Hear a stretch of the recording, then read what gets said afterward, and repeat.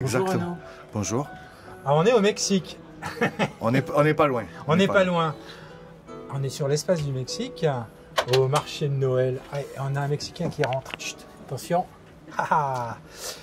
Il y a plein de choses ici. Il y a de l'artisanat, de l'art même. Il reste quelques vanités. Il reste peu de vanités. Très peu. Il en reste deux. Un, deux. Ouais, c'est tout parti. Ça. Il y a des bijoux. Les vanités sont extraordinaires. Elles sont pleines de couleurs.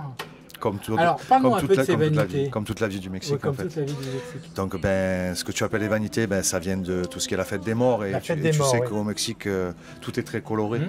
Et on n'a pas du tout le même rapport. Il n'y a pas de fin, il n'y a que des débuts. Tout à fait. Donc, comme tu dis, oui, on a ramené un peu d'artisanat, mais en travaillant directement avec les petites gens avec qui on travaille, c'est-à-dire ce sont des coopératives, on n'arrive pas à avoir de grand nombre d'objets. C'est-à-dire qu'on mise vraiment sur de la qualité. Tu l'as vu hier, tu es passé nous voir déjà. Et par contre, à côté de ça, on a beaucoup d'artisanat fait main et uniquement fait main. Sinon, nous avons de la bonne épicerie. C'est-à-dire que nous reprenons tout ce qui est traditionnel au Mexique, donc de la carreta. Je t'ai expliqué hier que c'était...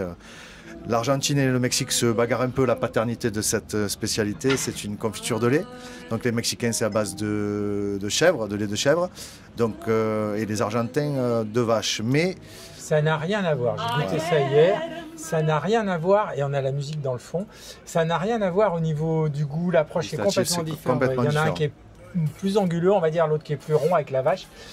Mais c'est complètement différent. Donc voilà, on a fait tester ça hier. Et en fait, la paternité, pourquoi? Parce que ça viendrait quand même avec un petit rapport avec la France. C'est qu'un chef de cuisine sous Napoléon, donc en campagne au Mexique, quand le Mexique était encore français, aurait oublié sur le feu du lait entier, de la vanille et du sucre. Et à feu doux, ça aurait donné cette pâte très caramélisée, je dirais. Et qui déborde de saveurs autres que le caramel en plus. Et en fait, voilà, ils se disputent parce que c'est vraiment tellement bon et tellement raffiné que chaque pays essaie de se tirer la couverture vers lui. Voilà. Donc nous, on est là pour rassembler tout le monde et remettre l'église au milieu du village. Entre autres. Et voilà. Alors, il y a des petits objets très marrants. C'est fait avec... avec des noix. Des noix. Alors, c'est pas nos noix... non. Nos noix qu'on a chez nous. Non. C'est un fruit qui est pas très gros. On va en apporter, là, vous allez voir. Qui est très très dur. On peut le trouver chez nous, on peut en manger. Et ça s'apparenterait peut-être un peu plus à la noisette chez nous. Oui, la noisette au niveau de la forme. Alors, c'est des petits personnages, c'est des petits animaux. Et qu'est-ce qui se passe quand il y a un courant d'air? Alors, la tradition au Chiapas veut que tu le mettes à l'entrée de la maison, ou sur un rebord de fenêtre à l'intérieur parce que c'est fragile. Et le système de pendule fait que quand ça prend le filet d'air, ça amène les bonnes zones dans la maison où ça souhaite la bienvenue aux gens qui viennent à la maison. Alors c'est marrant, là, c'est posé sur une table devant le chalet. Et quand il y a un petit courant d'air, on les voit, ils tournent tous la tête dans un sens ou dans l'autre. C'est assez rigolo.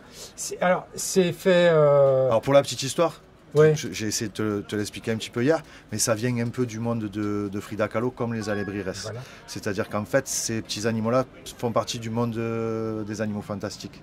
Donc ils ont des couleurs improbables, très vivants, très chatoyants. Et à côté de ça, oui, il y a un mouvement qui fait que quand vous en avez une table pleine comme on a à l'extérieur, vous avez envie de tous les emporter, quoi. Oui, c'est vrai. Et alors, il y a des bijoux aussi. Il y a des bijoux. Alors, je voudrais finir d'abord sur l'épicerie, parce qu'on t'a quand même concocté Alors, les Mexicains consomment tous les jours de la fleur d'hibiscus. Donc, on l'a en sachet pour les décoctions. Hop là. Voilà. Donc, eux, ils la consomment fraîche, c'est-à-dire qu'ils font avec ça, ils font 2 litres de boisson. Ils la consomment très fraîche, glacée, sous cette forme-là. C'est-à-dire que là, vous l'avez en jus préparé. C'est tout rouge. Et en fait, la petite histoire veut que pour cette confiture, je suis français. Ma maman m'amène tous les ans mon foie gras, et le foie gras au Mexique, il n'y a pas vraiment de quoi l'accompagner, l'agrémenter. Donc on a eu l'idée, ma femme étant chef de cuisine avec ma maman, de concocter ce genre de choses. Et depuis que j'ai connu ça, je ne mange plus rien d'autre avec mon foie gras. Voilà. En sachant foie gras, fromage blanc, les céréales, enfin tout ce que vous voulez, mais c'est vraiment très fin et très goûteux. Enfin, je t'ai fait goûter hier, tu vas dans mon sens là-dessus. Voilà. Oui, ça apporte quelque chose au produit. Je reviens aux bijoux. Alors, les bijoux. C'est toi qui les fais. Oui. Voilà. Donc, tu as des bijoux. Alors, j'en ai un au poignet. Je ne sais pas si on va voir. C'est... explique. C'est de l'os. C'est-à-dire que ce sont des cylindres d'os que je taille.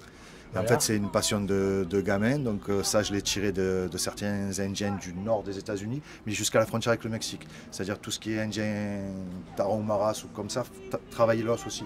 Donc il y a cette tradition-là. Moi, je les agrémente avec des perles de pierres volcaniques, donc de différentes couleurs. On a de la jade bleue, de la jade verte, des œils de tigre et des petites perles qui sont taillées en tête de mort, bien entendu, puisque c'est les traditions mexicaines, qui sont en olite. Voilà. Donc je pense que ça vous fait faire un petit tour, un petit voyage en plus. Un petit voyage. Alors, pourquoi la tête de mort? Tiens, passe-moi le... Alors, attends, tiens, je te repasse ça. Du coup, hop, et voilà une des vanités. Alors, je parlais de couleur, celle-là, mangue de peau, elle a moins de couleurs. Mais il y en a une derrière. Il y en a une derrière qui est toute colorée, que je vais attraper. Hop là. Alors, elle est très pleine de couleurs. Voilà. Très joyeuse. La mort est joyeuse. Exactement, le commencement, un autre commencement. Et vous avez même de la broderie. Alors là, on fait de la réclame, on monte de tout. Non, mais moi j'ai un micro. C'est tout fait à la main. C'est tout fait à la main. C'est tout fait à la main. Voilà. Donc voilà. Et à l'heure de la série. Que des pièces uniques. Voilà, que des pièces uniques. Merci pour ce voyage dans la couleur mexicaine. Et venez au marché très gourmand découvrir de l'alimentaire, de la nourriture de l'esprit, de la couleur, de la joie, et soyez dans la joie pour les fêtes. Exactement. Et si je peux me permettre, je rajoute une petite chose. Il ne vous a pas parlé de notre cacao maya. Ah oui, le cacao. Mais il y a plein de choses en fait. Voilà.